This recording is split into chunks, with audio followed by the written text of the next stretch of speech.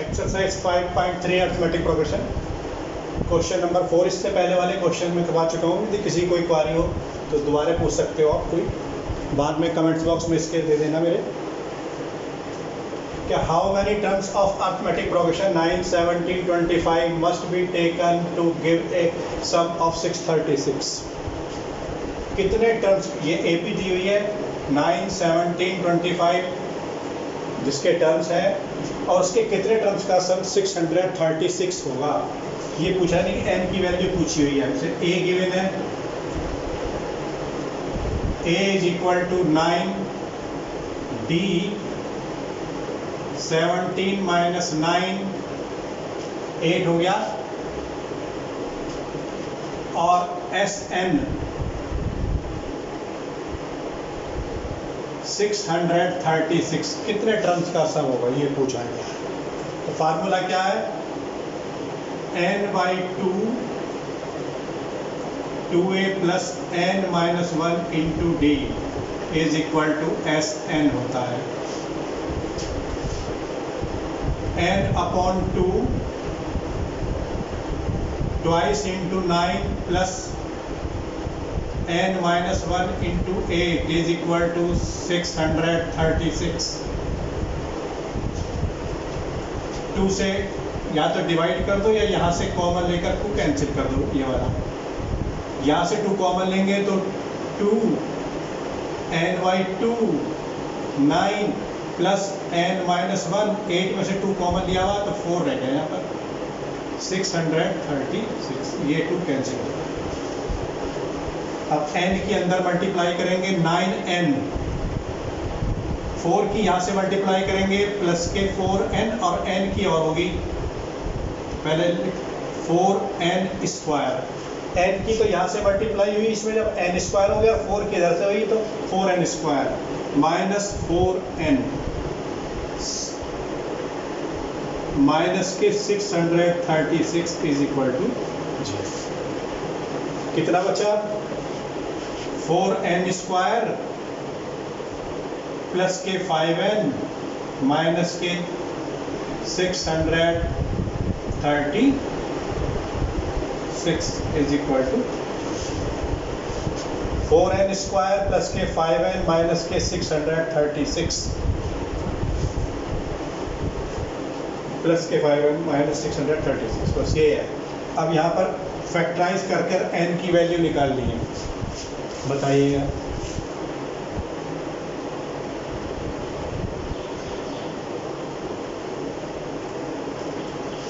क्या फैक्टर होंगे इसके, जिसकी मल्टीप्लाई करें तो 4 इंटू 636 आए और डिफरेंस निकालें तो प्लस के 5n आए। ये आपके हो जाएंगे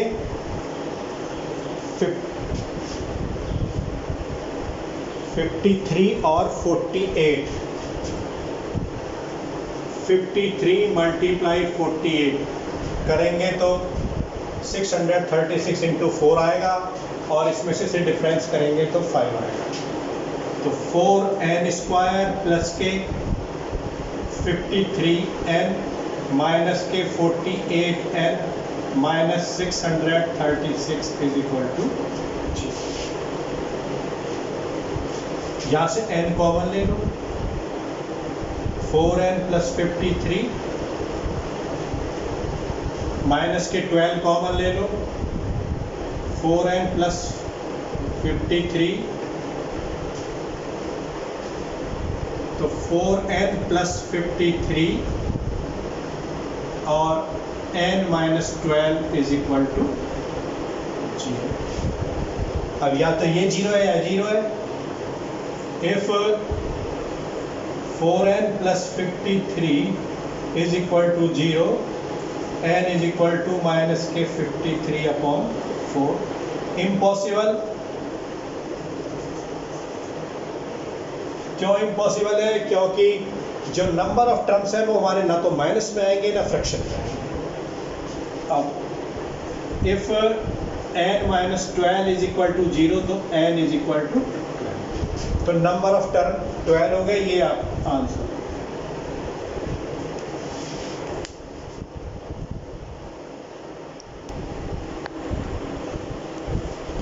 क्वेश्चन नंबर 6 है the first and last term of an AP. एक अर्थमेटिक प्रोग्रेशन का पहला और लास्ट का टर्म 17 और 350 है।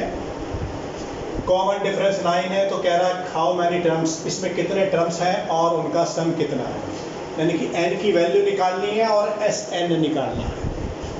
तो पहले a इज इक्वल टू 17 और an is equal to 350, last वाला टर्म है, l कह दो चाहे इसे, d इज इक्वल टू 9। सबसे पहले n निकालिएगा, n कितना होगा। तो हमारा a plus n minus 1 into D is equal to an का फार्मूला है। a की जगह 17 रखो, n माइनस 1, d की जगह 9 रखो, इज इक्वल टू 300। 17 उधर ले जाओ, n माइनस 1, 9, 350 माइनस 7, कितना बचेगा 333। तो n minus 1 is equal to 333 upon 9, 37, n is equal to 37 plus 1, 38। अब Sn निकालना है, अब ये वाला फार्मूला यूज कर लो, Sn is equal to n by 2 a plus l, यानी कि नंबर ऑफ टर्म हमारे 38 है। अब Sn निकालना है, 38 टर्म का सम इस वाले अर्थमेटिक प्रोग्रेशन में कितना होगा।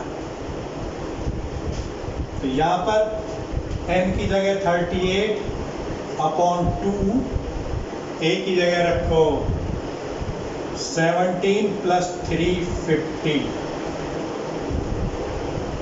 19 मल्टीप्लाई 367, निकाल लेना मल्टीप्लाई कितनी आएगी,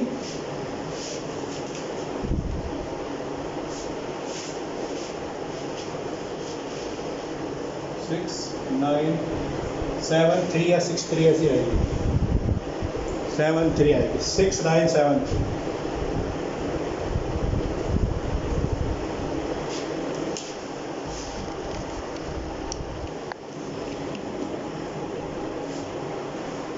क्वेश्चन नंबर 10 है, show that a1 a2 a3 am from an AP, यानी कि ये टर्म एपी के हैं जिसमें जो है अर्थमेटिक प्रोग्रेशन का an टर्म दिया हुआ है 3 प्लस 4 है।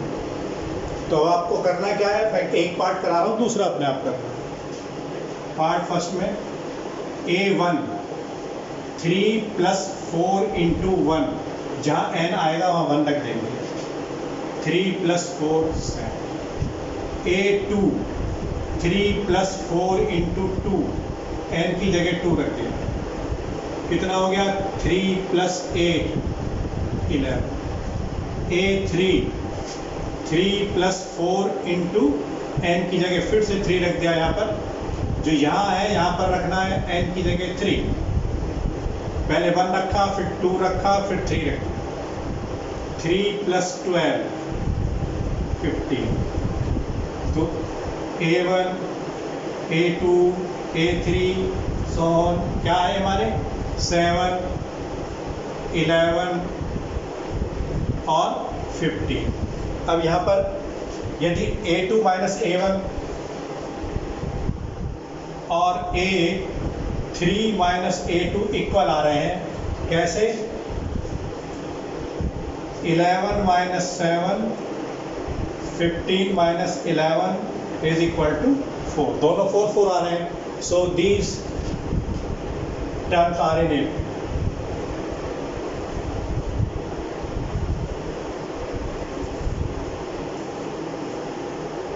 आर इन ए, ऐसी सेकंड में रखकर दिखाना है। देखिए क्वेश्चन नंबर 11 में पढ़ रहा हूँ, लिख नहीं रहा मेरा, लिखने में काफ़ी टाइम लगता है। If the sum of the first N term of an AP, आप अपनी बुक में देख लेना question, is 4n minus n square, S N given है यहाँ पर 4n minus n square. What is the first term, पहला टर्म क्या है, और पूछ रहा है what is the sum of two term, दो टर्म का सम क्या है। फिर पूछ रहा है what is the second term, second term क्या है। Similarly find the third and 10 term, और इसी तरीके से थर्ड और 10 टर्म फाइंड करना और ए एन फाइंड करना। अब यहाँ पर इससे पहले आप ऐसे समझिएगा, जैसे मान लिया ये एक अर्थमेटिक प्रोग्रेशन है 2, 5, 8, 11 एंड सो और चलो एक और टर्म लिखते हैं 4। यहाँ पर 3 कॉमन डिफरेंस की एक अर्थमेटिक प्रोग्रेशन है। अब यहाँ पर आप क्या देख रहे हो, हालांकि मैं पहले समझा चुका हूँ। 2 + 5 पहला टर्म क्या है 2, तो एक टर्म का सम कितना होगा 2, दो टर्म कितने, दूसरा क्या है 5। अब इन दो टर्म का सम कितना हो जाएगा 2 + 5 7, इन दोनों का सम। 3 टर्म का सम कितना हो जाएगा, यहाँ से लेकर यहाँ तक 7 और 8 50। ऐसी 4 टर्म का सम कितना हो जाएगा 26। ऐसी 5 टर्म का सम, यहाँ से लेकर यहाँ तक के टर्म, ये 2 टर्म है इनका सम 7 है, 3 टर्म है यहाँ से यहाँ तक 15 आया है, 4 टर्म है उनका टर्म 26 आया है। अब यदि हम 4 टर्म के सम में से 3 टर्म का सम माइनस करें 26 - 15 तो हमारा चौथा टर्म आ जाता है। ऐसे यदि 3 टर्म के सम में से 2 टर्म का सम यानी कि 15 - 7 तो हमारा तीसरा टर्म आ जाता है। और 2 टर्म के सम में से दूसरा टर्म माइनस कर देंगे तो हमारा दूसरा टर्म आ जाता है।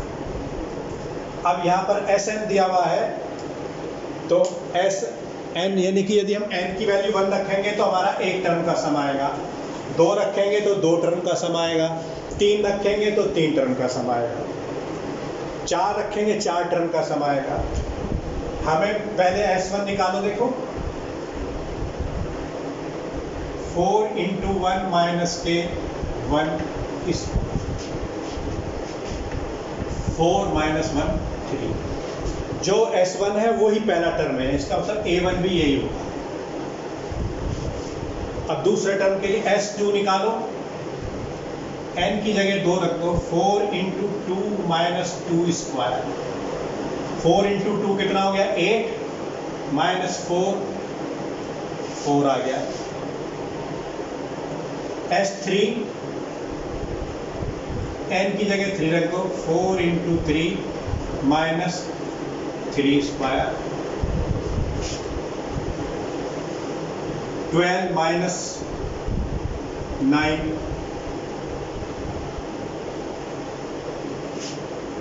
3 आ गया। S4 4 × 4 - 4 की पावर 4, 16 - 16 0 आ गया। S5 4 × 5 - के 5 स्क्वायर, 20 - 5 25 कितना आ गया - के 5 आ गया। अब ये एक टर्म का सम 3 है तो वो पहला टर्म भी है, 2 टर्म का सम 4 है तो हमारा दूसरा जो टर्म होगा A2 वो क्या हो जाएगा S2 - S1। 2 टर्म के सम में से पहले टर्म का सम माइनस करेंगे तो हमारा दूसरा टर्म आ जाएगा। 2 टर्म का सम कितना है 4 - 3 1 आ गया, दूसरा टर्म 1 आ गया। तीसरा term A3 S3 - S2। 3 term के सम में से यदि हम 2 टर्म का सम माइनस करेंगे तो हमारा तीसरा टर्म आ जाएगा। वो कितना आएगा हमारा 3 - 4 - के 1 आएगा। A4 4 टर्म के सम में से S4 - S3, 3 टर्म का सम माइनस कर देंगे। 4 टर्म का सम 0 है, 3 का 3 है, तो 0 - 3 - के 3 आएगा। ऐसे ही बाकी के टर्म फाइंड कर लेंगे। लेकिन अब हमसे पूछा है ये, तो ये तो हमारे ये फाइंड आ गए, यानी कि A1 पूछा है, A2 A1 3 हो गया, A2 1 हो गया, A3 -1 हो गया, A4 -3 हो गया। ऐसी 10वां टर्म भी आप फाइंड कर सकते हो। 10 टर्म के सम में से 9 टर्म का सम माइनस करोगे तो दूसरा टर्म। लेकिन अब हमें फाइंड करना है AN, A एन वां टर्म फाइंड करना है। तो क्या करना पड़ेगा हमें, या तो इस अर्थमेटिक प्रोडक्शन को सीधा बनाकर एन फाइंड कर दो, या फिर यहाँ पर एन टर्म के सम में से एन माइनस वन टर्म का सम माइनस कर दो, यानी कि एस एन ए एन हो जाएगा हमारा, S N minus S N minus S N कितना है 4n minus N square, S N minus one कितना होगा, एन की जगह एन माइनस वन रख लेंगे यार, 4n माइनस वन माइनस के n माइनस वन का, इसे सॉल्व कर लेंगे, 4n माइनस 4 माइनस के n square plus 1 minus 2n, further solve करो, 4n minus n square minus 4n minus 4 minus n square minus 1 plus के, बाहर साइन माइनस का है तो अंदर उसकी मल्टीप्लाई करो, 4n minus n square minus 4n plus 4 plus n square plus 1 minus 2n, n square cancel, 4n cancel, तो क्या आ गया 5 माइनस 2n। अब एक बात तो ये याद रखनी है, ए एन की वैल्यू कभी भी स्क्वायर वाले टर्म यानी कि N square plus one square वाला एन के अंदर स्क्वायर कभी नहीं आएगा। यदि आ रहा है तो कहीं आपने मिस्टेक कर दी है, ये समझिए। यदि हम ए एन निकाल रहे हैं तो ए एन जो हमारा linear term linear equation type आएगा, समझ गए, एन का स्क्वायर में कभी नहीं आएगा। साथ ही अब जब आप यदि आप सबसे पहले ए एन फाइंड कर लेते, सबसे पहले ए एन फाइंड कर लेते, अभी आपने पहले A1 A2 A3 निकाले थे, तो अब यहाँ पर ये ए एन है तो हमें A1 क्या हो जाएगा हमारा, यहीं पर रख लो फिर, 5 माइनस 2 इंटू 1 3, देखो पहले A1 क्या आ रहा था 3 आ रहा था, ऐसे A2 क्या हो जाएगा, यहीं पर रख लो 5 माइनस 2 इंटू 2 5 माइनस 4 1, A2 हमारा 2 आ रहा था, A3 5 माइनस 2 इंटू 3 माइनस के 1 आ रहा था, A3 ऐसे ही हमें A10 पूछ रहा है, A10 फाइंड करना है, A10 is equal to 5 minus 2 into 10, 20 में से 5 जाएंगे माइनस के 15 आ जाएगा A10।